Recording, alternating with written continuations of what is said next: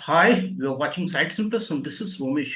Please to subscribe the channel for the HR news, for HR updates, and conversation with the top-notch CHROs, thought leaders, and business heads.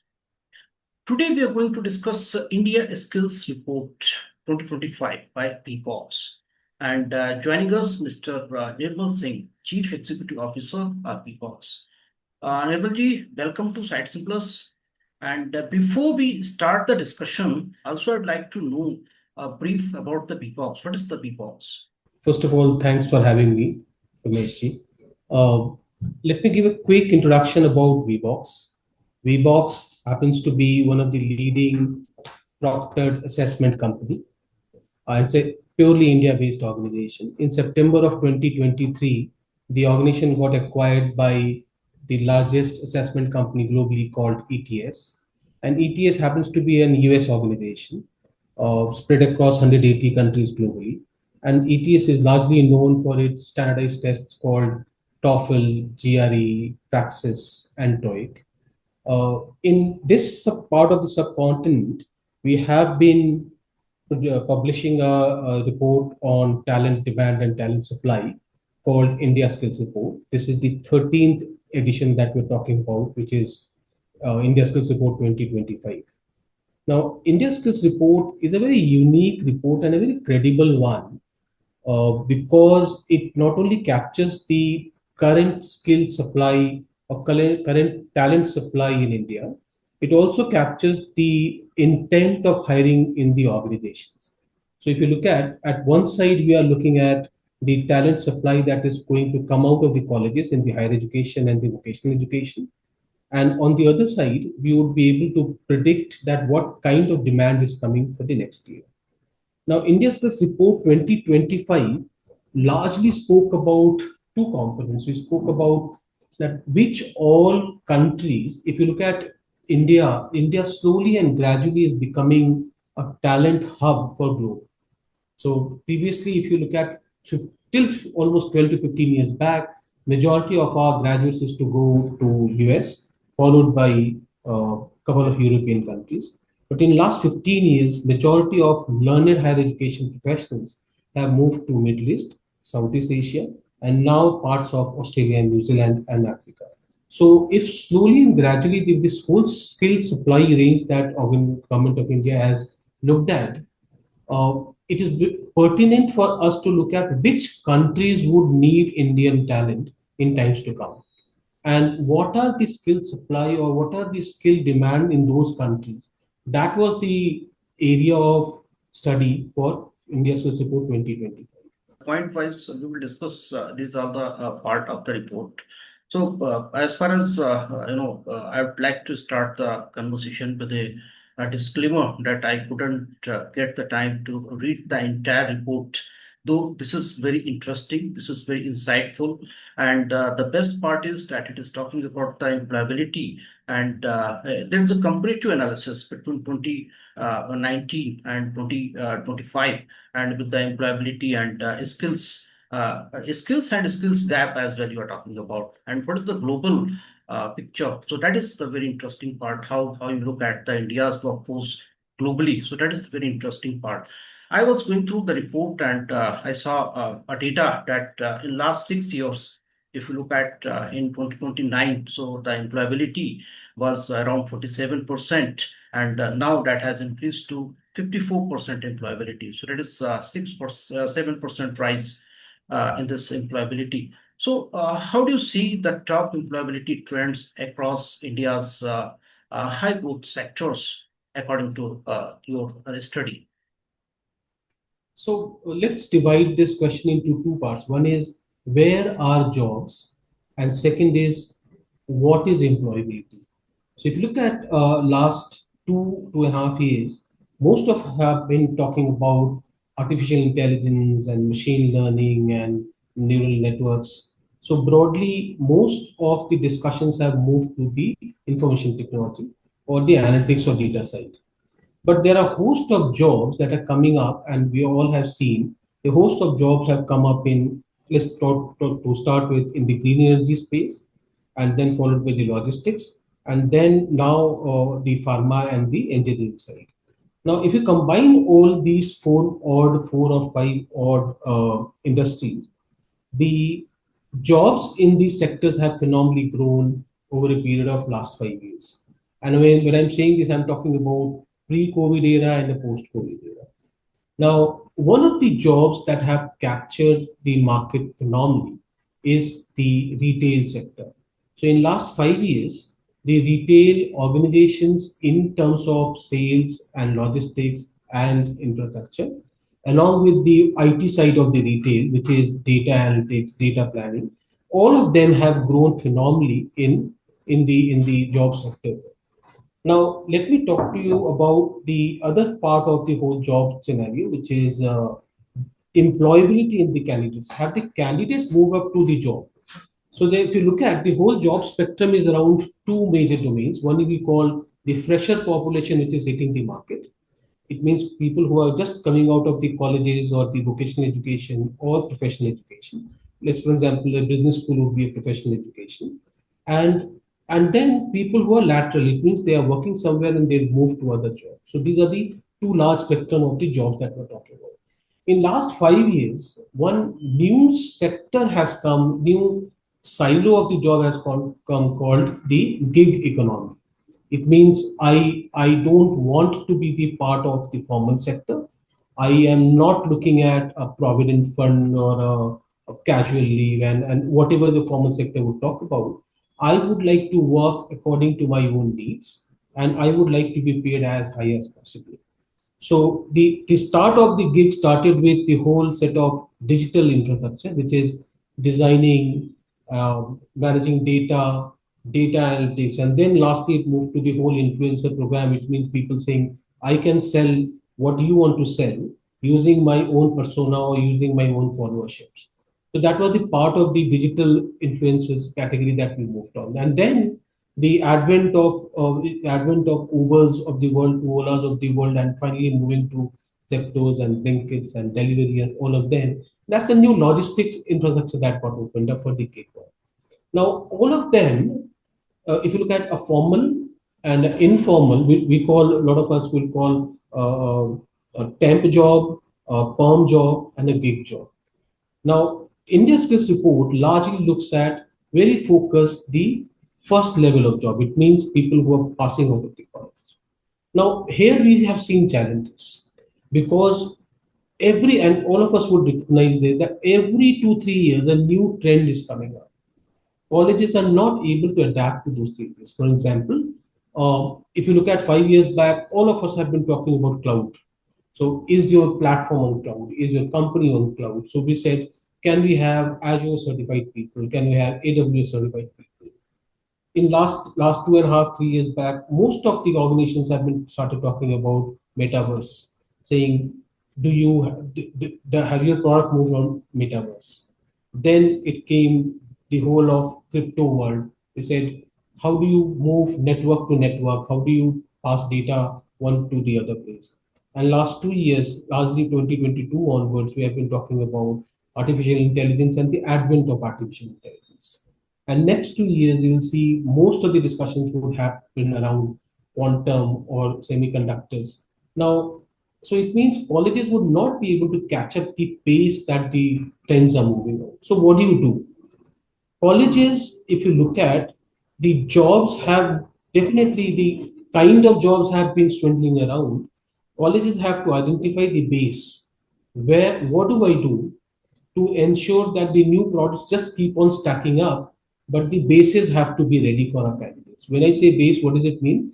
It means is the communication skill. I'm not speaking about speaking skills, I'm talking about listening and writing and reading, all of these skills, followed by a part of cognitive behavior, which is like cognitive skills called problem solving skills, numerical understanding skills.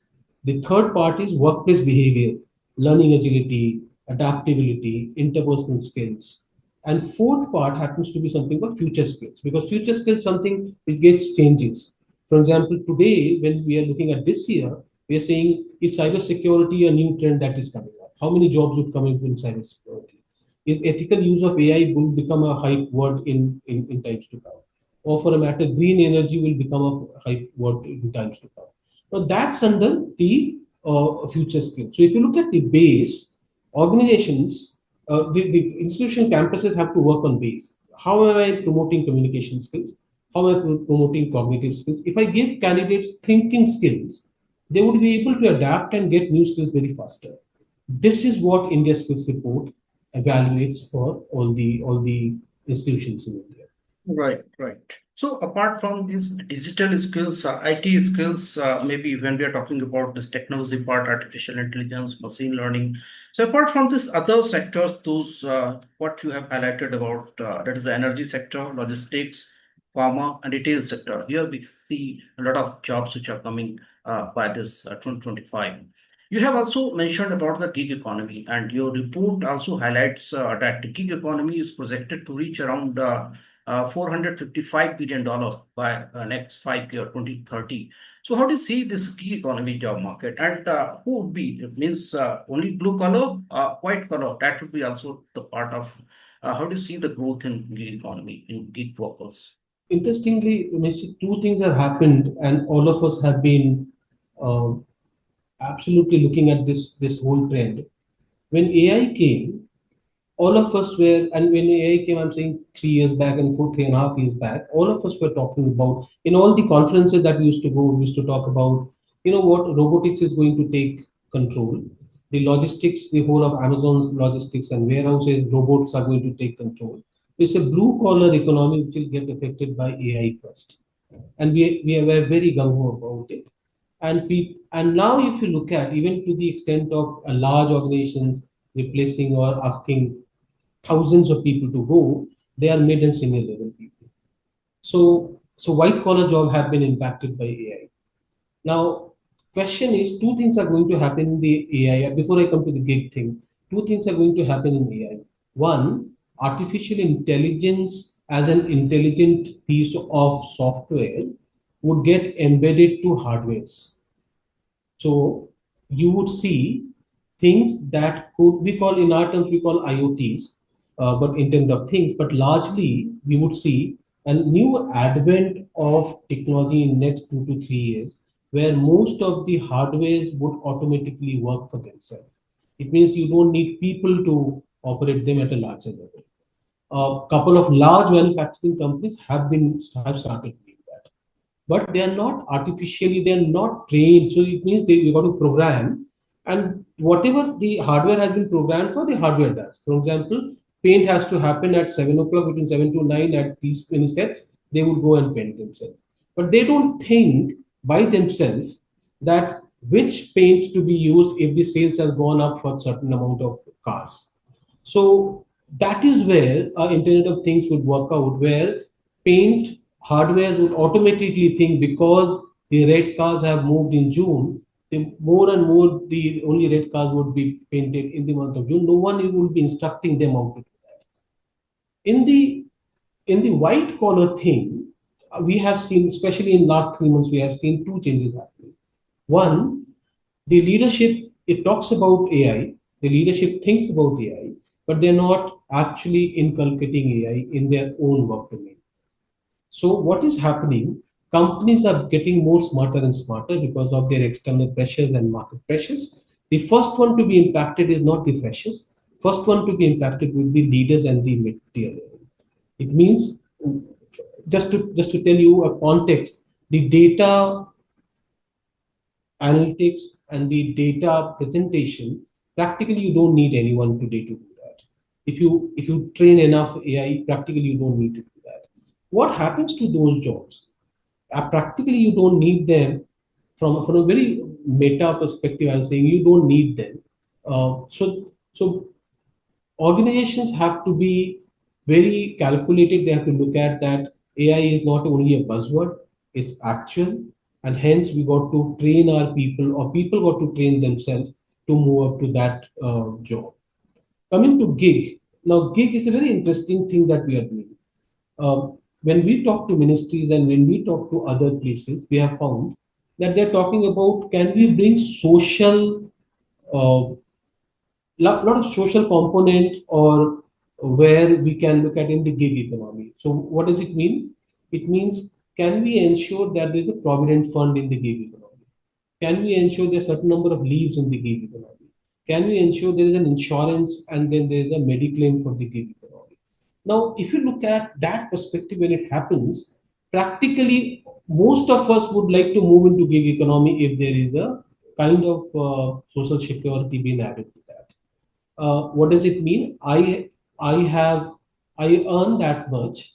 I don't want to be working for 8 to 10 hours. If I earn, let's say, for 6 hours and I make almost similar kind of money, and you give me a little bit of social security, I would like to move on to gig.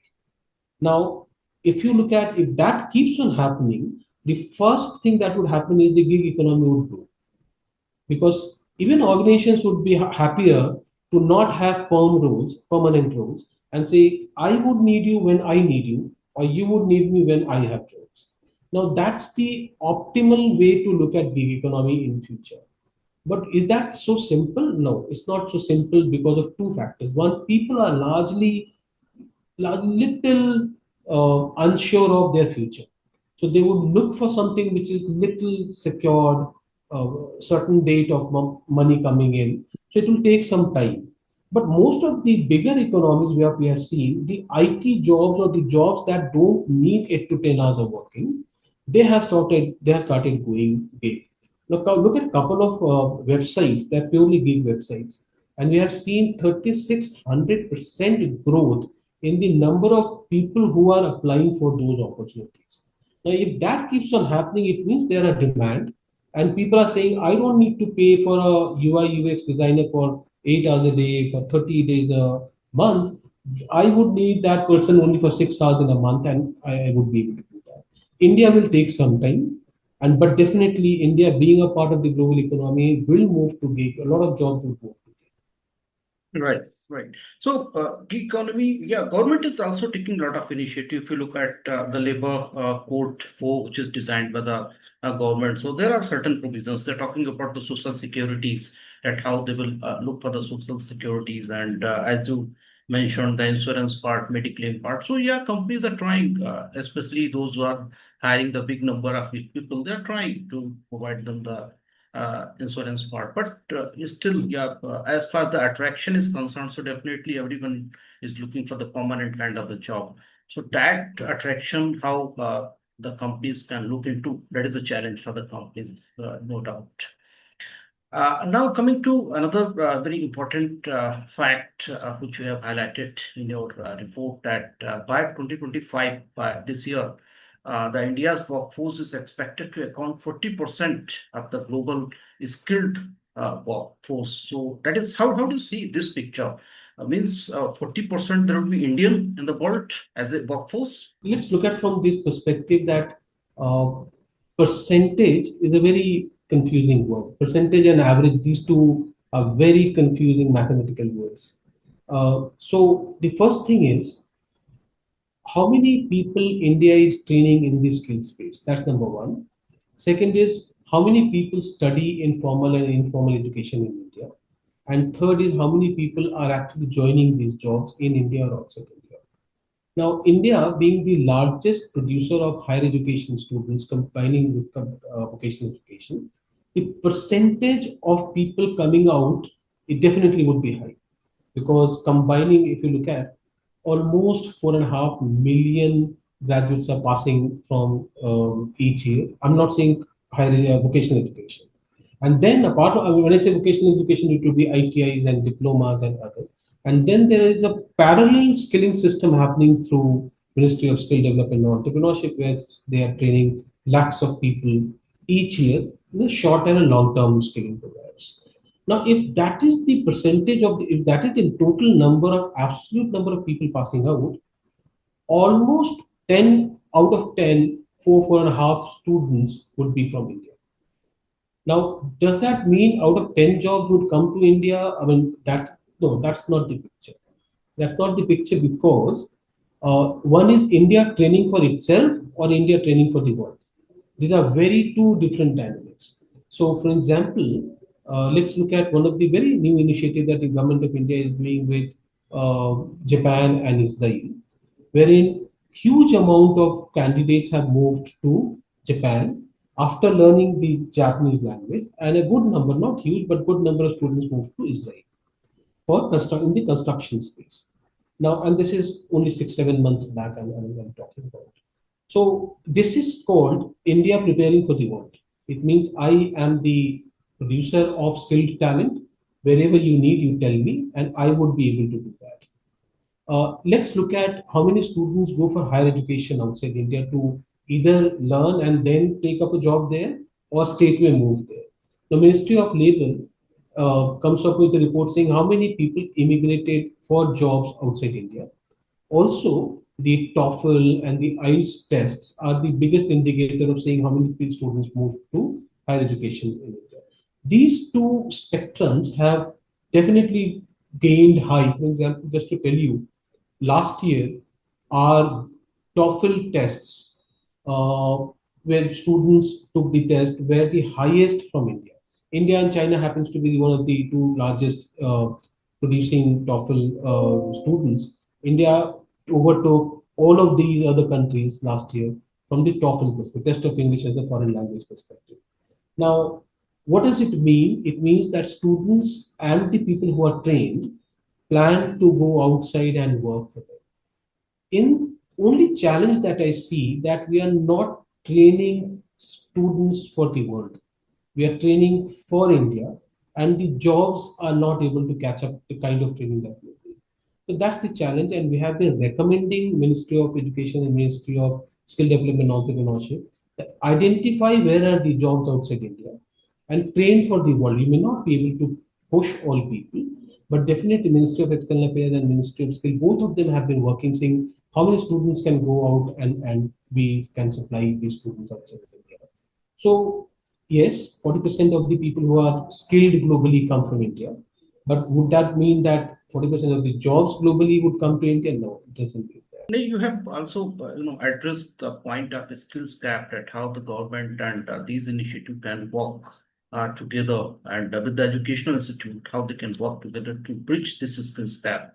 Because there is a skills gap that may be in IT industry or any industry, that maybe the any project industry. So there is a skills gap. They're not finding the right talent what they're looking for. So that is definitely one more interesting part is of your report, that you are talking about the domain, and you are talking about also the degree, that what is the demand, how they're getting absorbed in the workforce. So you're talking that in IT, 75% there's a demand, and computer science there's 78% demand when we're talking about the IT. Then electronic communication, that is 72%, electrical 68, and in degrees, if you look at, so maximum there is a demand for the MBA 78%, then BTech 71%, MCA 71%, Polytechnic 29%. And one more interesting data which I would like to highlight, that we're talking about the gender white, that is men and versus women. So from 2029, when you look at, so there was around 45%, 45.6% men employable, and 34.26% women. And in 2025, it is a 53.26% women employable, and in 2025, look at the men employability, so that is a 47.53%. That is almost same, not much change in last 6 years about the men employability. But women employability, there's a good, rise in this. What would be your comment on this? Uh, it has got nothing to do with women employability or men's employability because subject knowledge is not restricted to men or women. It is to do with what is the percentage of strength in the class of a female and a male. So, for an example, let's say there are 100 male members and 5 female members. A test has been conducted. Now, both of them have got 50%. So, it practically means 2.5 students, but 50 students, 2.5 female and 50 students there. So, the first So thing that that is why the government of percentage is higher. That is why the yeah. percentage is higher. Yeah. Okay. So that's number one. Number two is government of India definitely has, and in last 15, 20 years, but largely last 10, 12, 15 years that we have seen, and this is not restricted to one state, but the focus on female education and girl child education has moved phenomenally, either in terms of distributing right resources or opening right set of institutions for females. So these are the two large variants where you see that female in employability has moved up. I would like to take just 30 seconds more on the education qualification versus employability. Professional education is meant to have more employability. So, for example, business school, where I go to business school to get employed. Learning is good, but my whole intention after doing a graduation to do a post graduation is to not only have a job, but have a better job than graduation in terms of money. So, professional education is supposedly to have a better employment or employability. Yeah, Nirmalji, so I think we have been able to discuss many important points of this report. Though this is a very insightful report, this I would say very less time, 20 minutes, 25 minutes to discuss the entire report. But we have been able to touch upon some of the very important factors of this report. Thank you so much for joining us and sharing your wonderful thoughts. Thank you so much, Nirmal. Thank you.